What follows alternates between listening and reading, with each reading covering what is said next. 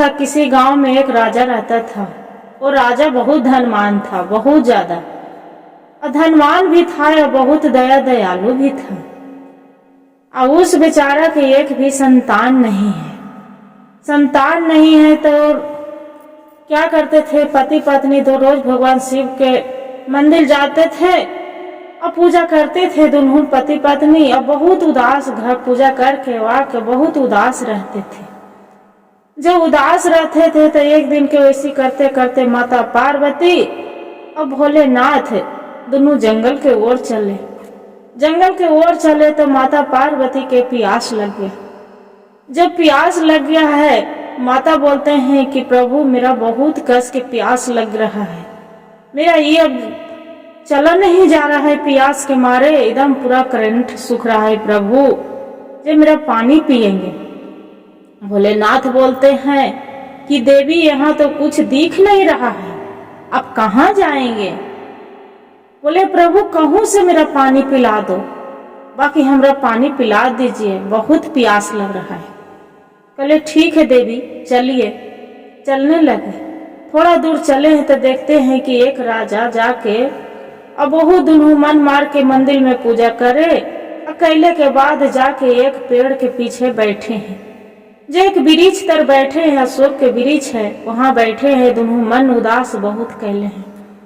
तो बोलते हैं कि देवी यहाँ पर क्यों तो बैठे हैं। बोलते हैं कि का कहें बाबा, इतना साल बीत गया, पति पत्नी के दोनों रोज मंदिर जाते हैं, पूजा करते हैं, हर चीज करते हैं जो कोई बताते हैं, दवा डॉक्टर वैद्य सब चीज कर रहे हैं, भगवान मेरा एक संतान नहीं दिया है, क्या करें। वही चिंता में डूबे रहते हैं। भोलेनाथ बोलते हैं कि ठीक है बच्चा। माता पार्वती बोलते हैं कि देख बेटी आप उदास न हो। बूढ़ी के रूप में माता पार्वती रूप बदल लेते हैं।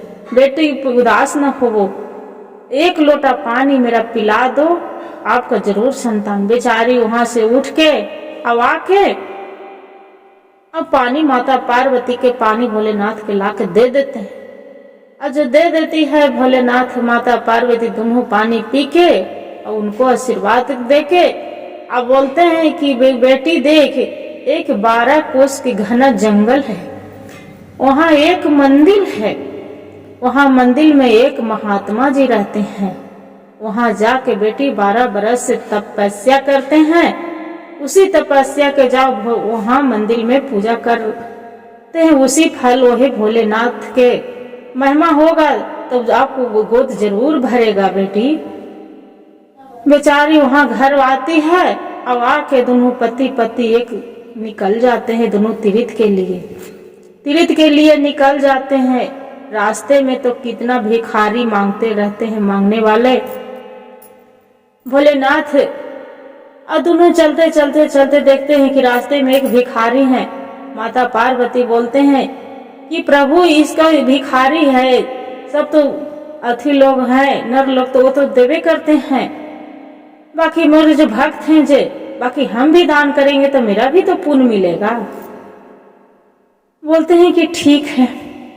एक भिखारी के रूप में भोलेनाथ और माता पार्वती किनारे होके बैठ जाते हैं। एकदम कोढ़िया के रूप में भोलेनाथ धरते हैं और एकदम अथी के रूप में, एकदम भिखारी के रूप में माता पार्वती भी दोनों बैठ जाते हैं। और दोनों पति पत्नी है तो देख रहे हैं कि ऐसा होल है।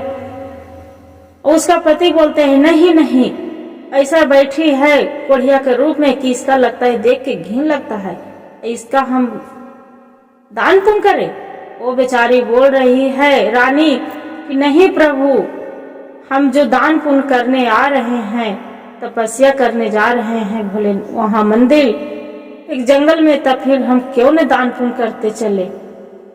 बेचारी का किए, उस बेचारी जो बूढ़ी बन के बैठी थी माता पार्वती, उनका का करके गंगा देख रहे हैं, नदी के एक तालाब है, वहीं ले जाके चलिए माता आपका हम स्नान ध्यान करवाते हैं।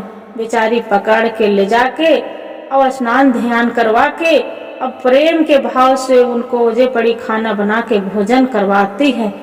और करवा के अब भोलेनाथ के भी एक लोटा जल ला के और चरण धो रहे हैं। धो रहे हैं और बोल रहे हैं कि बाबा आप भी बढ़िया रूप से खाना पीना खा लीजिए बाबा।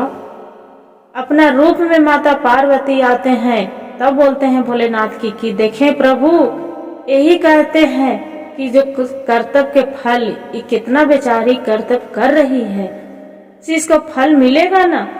वो भोलेनाथ बोलते हैं कि हाँ देवी, इनको तो कोख में संतान नहीं है, बाकी इसका जरूर संतान मिलेगा।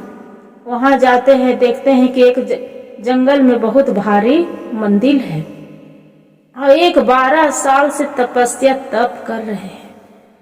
जो तपस्या तप कर रहे हैं और बेचारी घास भूसा इतना मनी भरे रहते हैं, पूरा हड्डी कुड्डी सब पूरा जाके पूरा साफ करने लगती है।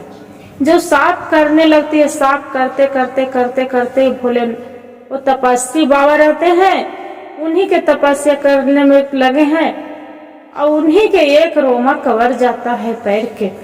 बाबा उठते हैं चाह के, अरे मेरा तपस्या कौन भंग कर दिया, हम तो इतना 12 साल से तपस्या मेरा कोई नहीं आया, तू मेरा भंग कर दिए, तुरंत हम श्राप देते हैं।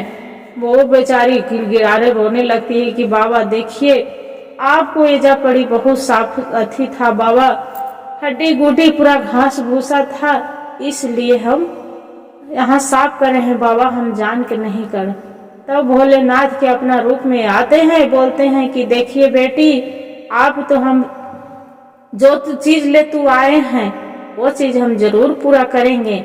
आज 12 साल से हम गंदगी पर बैठे थे, कोई घास भूसा ऐसा भरल था, बाकी कोई नहीं साफ किया।